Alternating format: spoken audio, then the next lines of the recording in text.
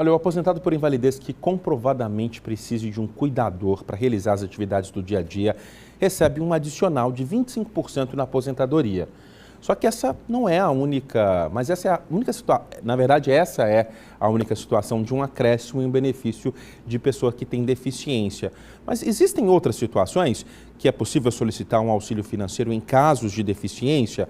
Bora falar sobre esse assunto? Rafael Chibachi está aqui com a gente, vai nos ajudar nessa seara. Rafa, vamos lá, vamos deixar o pessoal de casa bem informado. Vamos sim, Roger, até porque quando a gente fala de benefício para a pessoa com deficiência, a gente tem que ter em mente, afinal, isso é previdenciário ou isso é assistencial? Te confesso que eu nem sabia que isso existia, quem me explicou foi o doutor Fábio Chaves, que é advogado, que é professor de Direito Previdenciário. Professor, então fala pra gente qual que é a diferença, porque às vezes a gente fala, INSS, né, é tudo previdenciário. Não é bem assim não, né? Boa tarde. Boa tarde. Realmente é uma diferença bem importante, né, que a população precisa ter consciência disso. A confusão que se dá primeiro é porque a fonte pagadora acaba sendo a mesma, que é o INSS. Mas só que o INSS é fonte pagadora de benefícios previdenciários e também de alguns benefícios assistenciais. E essa diferença ela se estabelece a partir da seguinte condição. Aquela pessoa com deficiência era um segurado do INSS, ou seja, pagava, contribuía mensalmente para o INSS?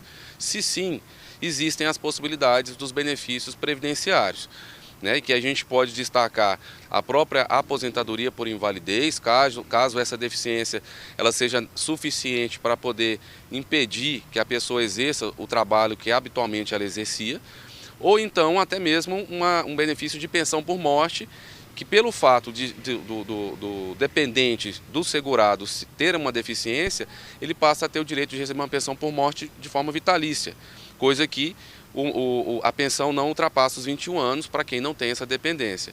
Agora, quando nós temos uma pessoa que tem a deficiência, mas não era segurada do INSS, nunca contribuiu para o INSS, ou até mesmo contribuiu, mas não dentro de um mínimo necessário que o INSS exige, ela também vai ter direito, pode ter direito a um benefício, mas um benefício assistencial, né? Esse benefício assistencial depende de dois requisitos. Um, obviamente, é a deficiência, e que seja uma deficiência constatada, né? E essa constatação é feita pelo INSS por meio de perícia, né? E o outro requisito é um requisito social. Então, tem que ser um deficiente que esteja dentro de um contexto familiar. Esse não é para qualquer um. Ele tem que estar dentro de um contexto familiar considerado de baixa renda. É feito um cálculo da renda per capita, ou seja, pega-se a renda de todos os membros da família, divide pelo número de membros da família e o resultado final tem que ser inferior a 1/4 do salário mínimo, né? Renda per capita inferior a 1/4 do salário mínimo. Então, juntando este requisito com a deficiência, aí sim tem-se o direito do BPC, benefício de prestação continuada, para o deficiente, enquanto durar a situação de baixa renda, né? Porque é algo que é variável, né? Ou seja, se a família sair dessa condição, e a gente sempre torce para que isso aconteça, aí perde o benefício, porque como o próprio nome já diz, ele é assistencial, né, doutor? No caso do previdenciário, isso não acontece, né? Não, aí no caso do previdenciário não é algo gratuito, ou seja, quando nós temos um benefício recebido pelo dependente ou pelo próprio segurado, a gente tem que ter em mente que isso não é um favor, uma assistência, algo dado pelo ente governamental. Na realidade é um retorno por algo que o segurado pagou. Porque o segurado paga mensalmente para se um dia tiver essa contingência social, tiver essa necessidade, ele possa ter esse retorno.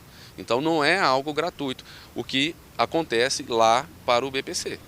Aquele desconto que vem sempre no nosso contra-cheque INSS é justamente para isso. Exato, é um seguro, né? É um seguro. Nós pagamos, no caso do empregado já desconta na folha de pagamento, contribuinte individual todo mês faz o esforço para ir lá e pagar o seu boleto do INSS, para justamente ter direito a isso, quando houver a necessidade. Agora, é importante também, seja o usuário do benefício previdenciário ou assistencial, saber como ter acesso, né? E como nós estávamos falando, a fonte pagadora é o INSS. Então nós temos um aplicativo, o INSS tem um aplicativo, né, que é o Meu INSS, e lá tem o local específico para solicitar um benefício previdenciário e também para solicitar o benefício assistencial, né, que é o BPC para deficiência. Importante, no caso da deficiência, produzir os laudos particulares, mas ter em mente de que quem vai dar a palavra final vai ser o INSS. E também no tocante ao benefício assistencial, né, o BPC, aquele que não é segurado e que tenha deficiência e que queira receber o benefício de um salário mínimo, é importante fazer o cadastro prévio, né, no CAD único, no cadastro único.